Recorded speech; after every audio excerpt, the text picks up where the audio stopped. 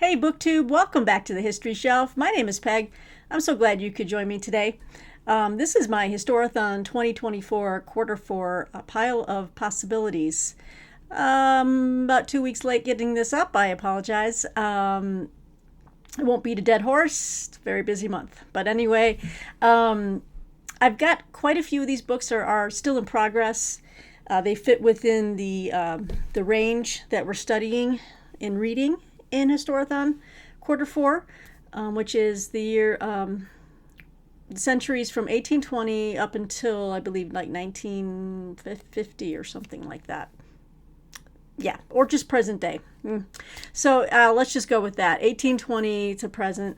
So I wanted to show you some of the books that I have set aside here that in addition to books I'm reading and I need to finish, and many of these are books I'm reviewing, doing written reviews for, but there's also a few that I'm just curious about and I would like to read as well. And one of them potentially could be a buddy read, but I gotta check with my buddy to see if that's what we're doing.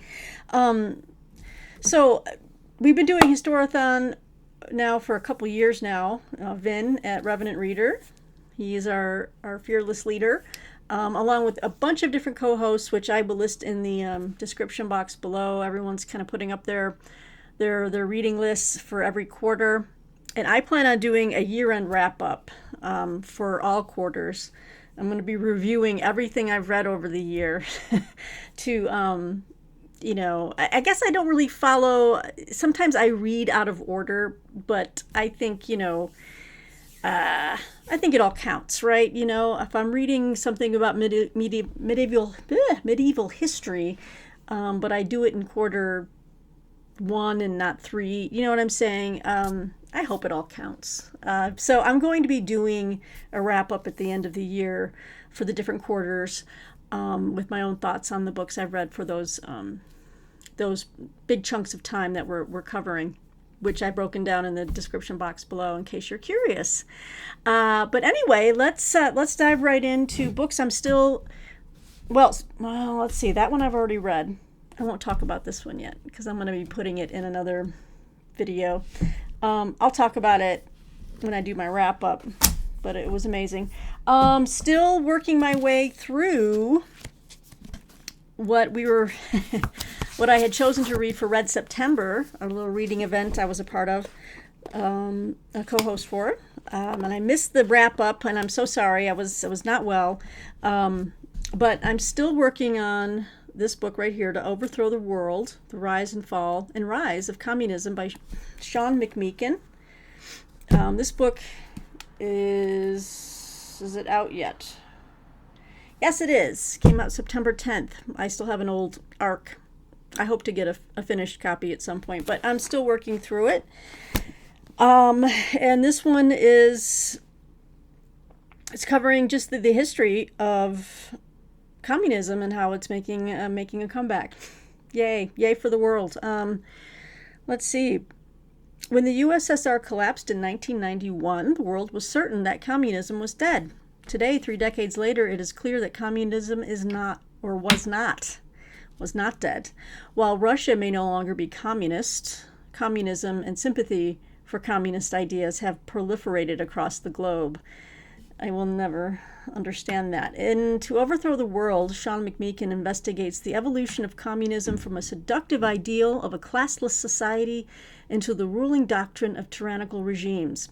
Tracing communism's ascent from theory to practice, McMeekin ranges from Karl Marx's writings to the rise and fall of the USSR under Stalin, to Mao's rise to power in China, to the acceleration of communist or communist-inspired policies around the world in the 21st century. McMeekin argues, however, that despite the endurance of communism, it remains deeply unpopular as a political form, as well it should. And where it has arisen, it has always arisen by force. Very key observation. Let's remember that. Blending historical narrative with cutting-edge scholarship, To Overthrow the World revolutionizes our understanding of the evolution of communism, an idea that seemingly cannot die. Like evil in this world can seemingly not die. It's just one of those things that we are just fated to be plagued with. Anyway, To Overthrow the World, Rise and Fall and Rise of Communism by Sean McMeekin. I'm going to see if I can see if the publisher will send me a finished copy on that one. Yeah, so we're going to set that there. That's put out by Basic Books, I should say. Okay, another book I am still working through. Boy, I got really thrown off course in September, and my editor is so gracious because I'm so overdue on this book review. But it fits into my time frame of 1820 onward, and this is a massive dual biography by Nigel Hamilton, The War of the Presidents, Lincoln versus Davis. I wanted to pack this with me for my business trip, if I could steal an hour or two at night in the hotel. But I mean, this thing is mammoth, and it would take this takes up the space of at least 2 pairs of shoes, one pair of shoes in my luggage. So, I don't know. I don't think I can get much done while I'm on my trip next week, but we'll see. Anyway, I've been given an extension, and I really want to finish this by the end of this month, by Halloween, guys. So again, it's just, you've seen this book on this channel before. I'm still working through it. I've been enjoying it so far. This one's not out yet. It'll be out November 5th from Little Brown. Let's see here. I'll give you a brief overview. Okay, how 2 American presidents faced off as the fate of the nation hung in the balance, and how Abraham Lincoln came to embrace emancipation as the last best chance to save the Union.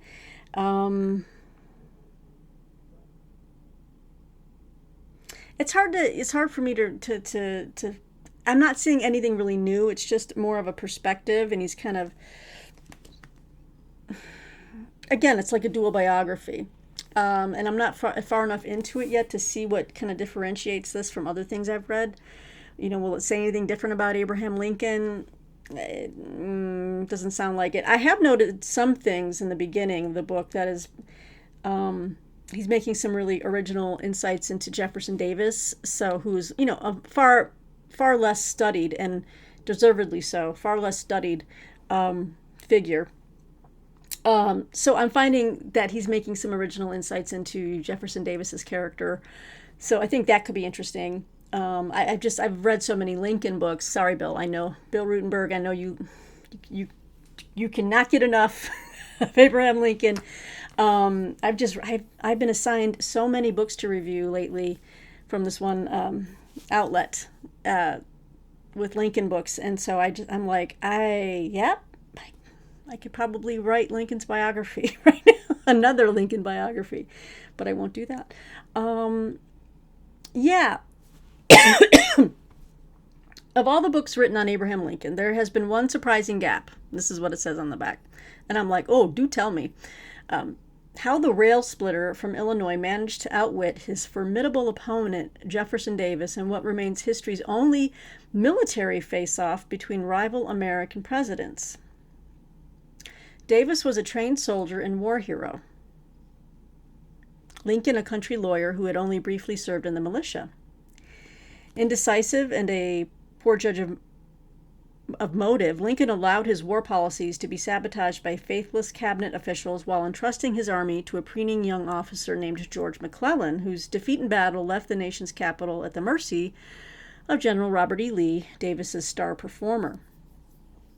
The war almost ended there, but in a Shakespearean twist, Lincoln summoned the courage to make at last a climactic decision. And this is where emancipation comes in, the Emancipation Proclamation. And then it moves away from the military slightly when it says the new policy doomed a rebellion in dire need of support from Europe, whose governments dared not recognize rebel independence, and a war openly fought over slavery. And it says the fate of President Davis was sealed. And it says this is a spellbinding dual biography from renowned presidential chronicler Nigel Hamilton. So I think with a book this big, the publisher's dust jacket copy or whatever on the back, it says it's one thing in the beginning. It's going to be a military. He's going to analyze the military prowess, military strategy of each one. But then it moves into something else in the second paragraph. So I got to see what is the glue, the mortar, tying this whole thing together. You know, I'm getting a sense that there could be not a main thesis, but let me get back to you on that because I'm not quite sure where we're going with this. But anyway, I need to finish that by Halloween. Woo! Okay, now we're going to move on to some things I haven't read yet, but I plan on doing. I think I might do some historical fiction too at the end, but is this... Oh, here we go. Now this is the book that I might be reading along with Bill Rutenberg as part of my Historathon 2024 quarter 4 readings. This author reached out to both Bill and then sent me a copy because he kind of knew I was interested, and he's followed both of our channels, and we might be reading this together. This is really going to be a really good book, I think. This is An Uncommon Woman, The Life of Lydia Hamilton Smith by Mark Kelly. This is put out by Keystone Books, which is an imprint of the Pennsylvania State University Press. Even had a nice little thank you note from Mark. Thank you, Mark. Cannot wait to dig into this. What I'd like to do, even if Bill and I read this at different speeds and at different paces, or he starts early or whatever, I'd like for us to do a book chat and post that for you guys, so we can follow up on our thoughts together, which is always fun. So here's a photo of Lydia Hamilton Smith. Sorry. Okay. So, who is she? Well, you're gonna like this. Hang on. Lydia Hamilton Smith was a prominent African American businesswoman in 19th century Lancaster, or is it Lancaster? Yeah, Lancaster. Yeah. Lancaster, Pennsylvania, and longtime housekeeper, life companion, and collaborator of the state's firebrand abolitionist Congressman Thaddeus Stevens. In his biography of this remarkable woman, Mark Kelly reveals how Smith served the cause of abolition, managed Stevens's household, acquired property, and crossed racialized social boundaries. Born a free woman near Gettysburg, Smith began working for Stevens in 1844 and soon became his closest companion and staunchest ally. Their relationship fascinated and infuriated many, and it made Smith a highly recognizable figure both locally and nationally. The two walked side by side in Lancaster and in Washington, D.C. as they worked to secure the rights of African Americans, sheltered people on the Underground Railroad, managed 2 households, raised her sons and his nephews, and built a real estate business. In the last years of Stevens's life, as his declining health threatened to short-circuit his work, Smith risked her own well-being to keep him alive while he led the drive to end slavery, impeach Andrew Johnson, and push for the ratification of the 13th, 14th, and 15th Amendments. A vital, vibrantly written history of an inspiring African-American woman of the 19th century, An Uncommon Woman, accords Smith the recognition she deserves. This is a story that every American should know. Fabulous. So I'm really looking forward to that. I've always heard about Thaddeus Stevens's companion, but never read of a full-fledged biography. So I'm pretty excited about this one. All right. Okay, what else am I going to be working on here? Let's see here. This is another big, bodacious book coming out December. This one's coming out in December. All right, but I got an advanced review copy, and I'm going to be reviewing this for shelf awareness. That's right. And this is a 500-plus page biography of a topic I can never get tired of. I love reading about this time in Russian history. And it's another biography on Nicholas II, the last Tsar. Oh, there we go. Got the glare, kind of took it away. This is The Last Tsar by Tsuyoshi Hasegawa. subtitle is The Abdication of Nicholas II and the Fall of the Romanovs. I love it. I love reading about the Romanovs. Ever since Nicholas and Alexandra, I think Robert Massey, I love it. Also, who's the Russian writer I love? Who was he? Ukrainian? Edvard Radzinski. Love him. I think the first book I ever read about Nicholas was his book, and I just loved his very eclectic writing style. Just being Russian, or I think he's Russian. I don't know if he's Ukrainian or not. But anyway, The Last Tsar. Let me hold it up here so that the glare will not. There we go. Okay, let's see here. In The Last Tsar, make sure you guys can hear me okay. Hasegawa shows how Nicholas's poor leadership and attachment to archaic notions of autocracy led to the end of the Romanov dynasty. He brings to life the most captivating personalities of the era: the bumbling Nicholas, his spiteful wife, Alexandra, the family's faith healer, Rasputin, and untangles the dramatic struggle by Russia's aristocratic, military, and legislative elite to reform the monarchy. By rejecting compromise, Nicholas repeatedly missed crucial opportunities to renegotiate Romanov power that would have left the monarchy intact, even if diminished.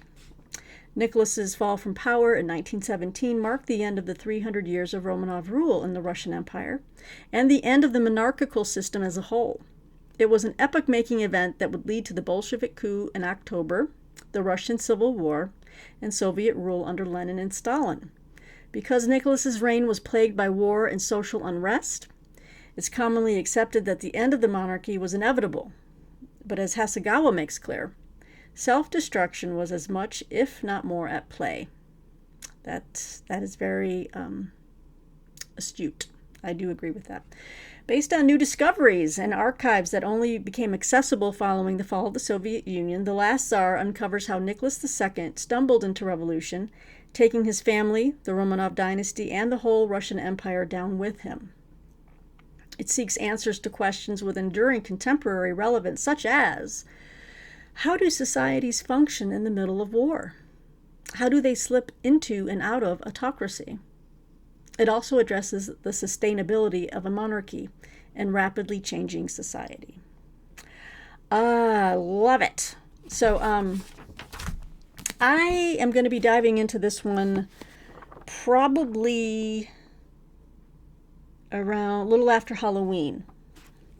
I've been given some leeway in some of my, here go the dogs barking off in the distance, they're not that smart. Sometimes they might hear me talking in here and they think that, there's someone at the door, but there's not. It's just me. Thankfully, I don't think you can hear them, but it drives me nuts. So The Last Tsar, what was I going to say? Yes. I need to get this read probably by November 10th or so. I might try to get this read sooner. I'm trying to stagger my reading. This is also from Basic Books. And by the way, yes, December 3rd is the publication date. So probably going to start that again like early November. Next book, another book I want to review for shelf awareness. This book is coming out November 19th, but also very important. I've already started reading this. I'm still in the introduction, and I hope to have this review written shortly after I come back from my trip. So I think this is the book I'm going to pack with me and read while I'm at night from my hotel room, and that is Intent to Destroy: Russia's 200-year quest to dominate Ukraine. Now, I know, crap, Peggy. Okay, so I know I'm including it in this quarter four just because it really comes up to at least half the book is in the 20th century or latter 19th century. So it kind of starts off with, Kievan Rus and who has more of a claim to it, although he doesn't really take that position. He's like, Russia claims that is the beginning of the Russian the Russian persona, or the Russian identity, which they believe Ukraine is a part of. But Ukraine and Ukrainians also claim that Kievan Rus history as their own. So it goes into that in the beginning, but then I think it moves quickly into, by page 50, you're already in the 20th century, around the Russian Revolution. So, yeah, I think this one fits the parameters for Q4. So anyway, Russia's 200-year quest to dominate Ukraine by Eugene Finkel. I'm trying to get, I'll try to have this one written by the 26th. So read and reviewed by then. So let's take a look. What do we have here? Russia's brutal invasion of Ukraine in February 2022 shocked the world, and yet to Ukrainians, this attack was painfully familiar, the latest episode in a centuries-long Russian campaign to divide and oppress Ukraine. In this book, political scientist Eugene Finkel uncovers these deep roots of the Russo-Ukrainian War. Ukraine is a key borderland between Russia and the West, and following the rise of Russian nationalism in the 19th century, dominating Ukraine became the cornerstone of Russian policy. Russia has long used genocidal tactics, killings, deportations, starvation, and cultural destruction to successfully crush Ukrainian efforts to chart an independent path. As Finkel shows, today's violence is simply a more extreme version of the Kremlin's long-standing policy. But unlike in the past, the people of Ukraine, motivated by the rise of democracy in their nation, have overcome their deep internal divisions. For the first time, they have united in favor of independence from Russia. Whatever the outcome of the present war, Ukraine's staunch resistance has permanently altered its relationship with Russia and the West. Intent to Destroy offers the vital context we need to truly understand Europe's bloodiest conflict since World War II. All right.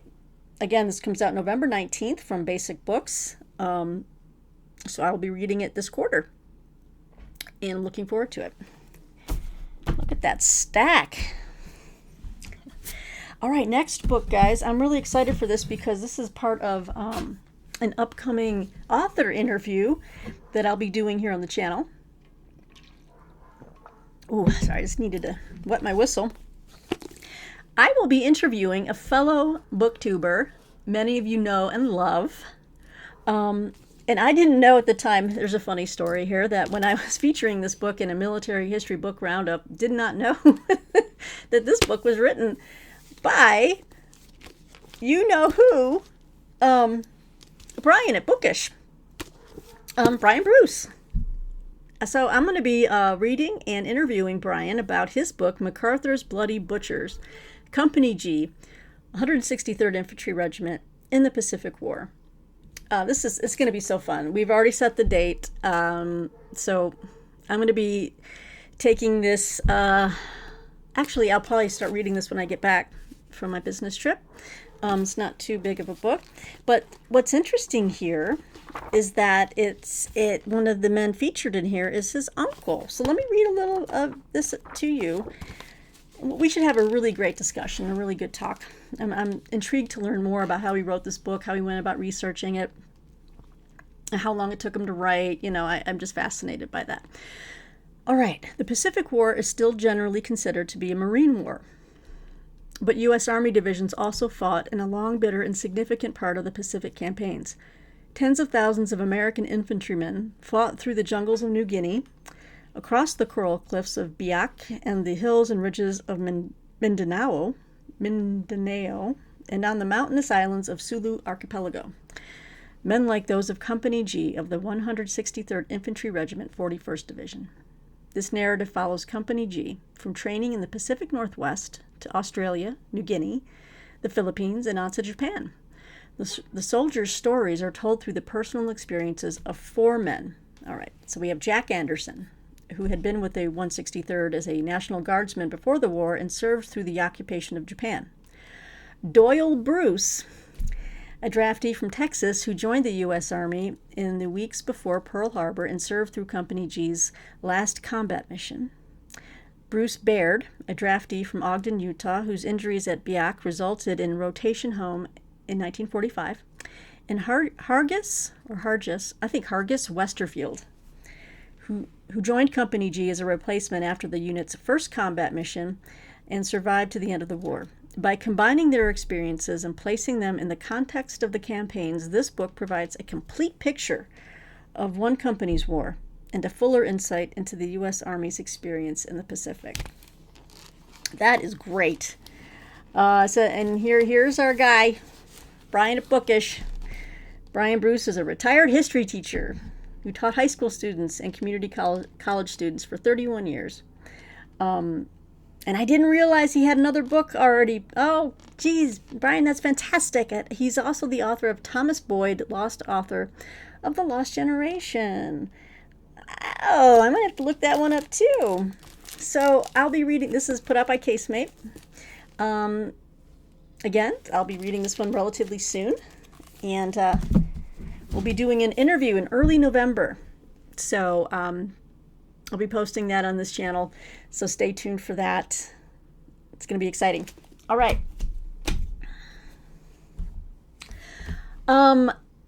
Yeah, why not? I'll just tell you what else oh wait, no, I forgot. I've got some ebooks I wanted to show you. I don't know. I'll probably start these books this quarter, probably in November, December. I was approved on NetGalley. I've been wanting to get this. I've been trying to get a print copy, but I don't think that's going to happen. But I was approved to get the free ebook or the download, Kindle download of, this is important, guys, The War Memoirs of Charles de Gaulle. I got it. I was just approved today, and I said I got to tell everyone about this. I have been really excited to read this one. This is coming out from, hello, can I exit out of here? Simon & Schuster, yes. The Complete War Memoirs, and this is going to be, a biggie. So we've got a lot, you can't really see. Okay. Oh, I can't wait to get into this. It's the War Memoirs of Charles de Gaulle. What else can I say? In case you don't know who Charles de Gaulle was, he was wounded. First of all, he lived from 1890 to 1970. He was wounded 3 times in World War I, and he was the leading French advocate of armored warfare between the wars. Following the defeat of France in May 1940, he escaped to London and raised the Free French Forces. After liberation, he became the provisional head of the French government. He was the founding father of the Fifth Republic, president of France from 1959 to 69, and one of the leading statesmen of the 20th century. This says here in the preface, originally published in 3 volumes, The War Memoirs of Charles de Gaulle is the story of the resurrection of France from its darkest hour, collaborating with Hitler and the Nazi Empire. The first section, The Call, examines the years leading up to France's defeat and the confusion and despair triggered by Hitler's blitzkrieg. The second section, Unity, describes de Gaulle's struggles to rally the French in both Africa and underground movements throughout Europe, and often bitter conflicts with the Allied leaders as he sought legitimacy and resources. Salvation, the final installment, chronicles the turning of the tide of war against Nazi Germany, de Gaulle's triumphant return to France, and the reincarnation of the French Republic as a major international presence. De Gaulle's great prophecy of 1940 had been fulfilled. France had lost a battle, but she did not lose the war. So thank you, Simon & Schuster, for granting me access to the War Memoirs of Charles de Gaulle. How cool is that? All right, and then, what else do I have on my Kindle? I was also approved for this book that looks really good. All right, I want to read, this book is called The Black Box, Demystifying the Study of Korean Unification and North Korea by Victor D. Cha. The Black Box. All right. Let's see here. Okay, this is part of a series called Contemporary Asia in the World. And this is put out by Columbia University Press.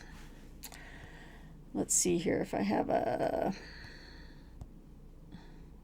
don't have an intro here, just the jacket copy, but let's see here. Yep, that's it. The Black Box, Demystifying the Study of Korean Unification and North Korea by Columbia University Press. So I want to dip into this one as well.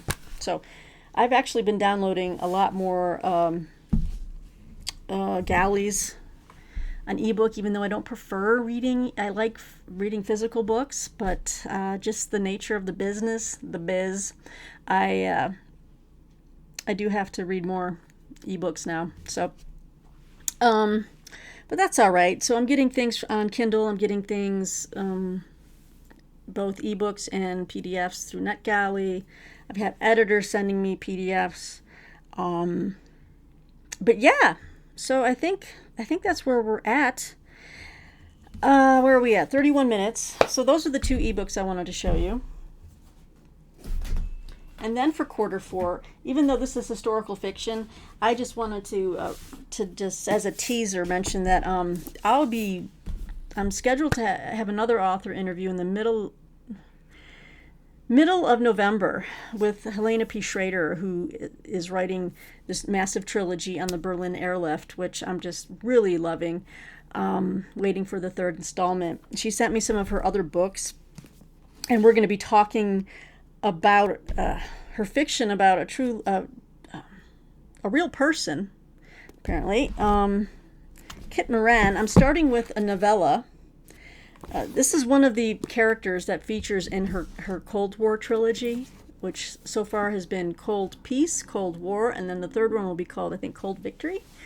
But Kit Moran is someone that she is very... the stories of his he was an not an airline pilot. He was a fighter pilot, or no, a flight engineer. Sorry, but he was serving on these these flights that kind of had some moral questions about what are we doing? Are we raiding civilian? Are we doing bombing raids on civilians? Anyway, I'm starting off with a novella because she suggested I read a novella from this book of 4 short stories, Grounded Eagles. And the story is called Lack of Moral Fiber, where it says, in late November 1943, flight engineer Kit Moran refuses to participate in a raid on Berlin, his 37th op. He is posted off his squadron for, quote, lack of moral fiber, and sent to a mysterious DYDN center. I don't know what that stands for, but I'll find out. Here, psychiatrist Dr. Grace must determine if he needs psychiatric treatment or disciplinary action for cowardice. Now, so once we read that book, she wrote a whole another novel about him and his experiences called, aptly enough, Moral Fiber. So the short story is Lack of Moral Fiber, and this one she's calling Moral Fiber. And we're going to be talking all about his story, and I'll be interviewing her in mid-November. I'm really excited. I think I'd like to take some fiction with me on my trip, and I think this is the one I want to take. If I can get the other one read in time before I take off next week, I'll pack this book along. So the premise on this story is this. It sounds really great. Their chances of survival were less than 50%. Their average age was 21. This is the story of just one Lancaster skipper, his crew, and the woman he loved. It is intended as a tribute to them all. Flying officer Kit Moran has earned his pilot's wings, but the greatest challenges still lie ahead, crewing up and returning to operations. Things aren't made easier by the fact that while still a flight engineer, from the other story, he was posted LMF, lacking in moral fiber, for refusing to fly after a raid on Berlin that killed his best friend and skipper. Okay. Nor does it help that he is in love with his dead friend's fiancée, who is not yet ready to become romantically involved again. And as you can see, these are real photos. So I'm really intrigued. I can't wait to talk to her about this book and about this man's story. And so it's fiction, but it's still very much history. And so those are the things I've got lined. Those are the things I've got lined up, guys. Sorry, I kind of moved away from the mic there. What do you think? Whoa! What do you think, guys? Whoa! That's quarter four. That's quarter four. Okay, so let me know what you think below. This is my pile of possibilities for Historathon 2024 quarter four, the final quarter of the year. Looking forward to my wrap up of the end of the year as well. I hope you'll enjoy that one. That should be a nice long episode. Yeah, so until next time, guys, I do hope to make another video before I will be out of pocket. But all I want to say is go Lions, Detroit Lions, and prayers to Aiden Hutchinson for it was devastating. It was devastating. He just suffered a very bad injury, but he will make a recovery, but he is done for the season. And but we love him, and we are praying for him and his family. So anyway, and I'm sad my Detroit Tigers did not advance. I thought we had a chance, but we didn't. Anyway, it's been a good year for Detroit sports. Until next time, guys. Come back and visit me at the History Shelf. I'm kind of it's a late night. I've been working all day, and I just said, let me just make this video before I completely crap out, because I need to get my Historathon content up. I look forward to your comments as always. Thanks for liking and subscribing, guys. And until next time, my name is Peg, and I'll see you back here at the History Shelf. Bye.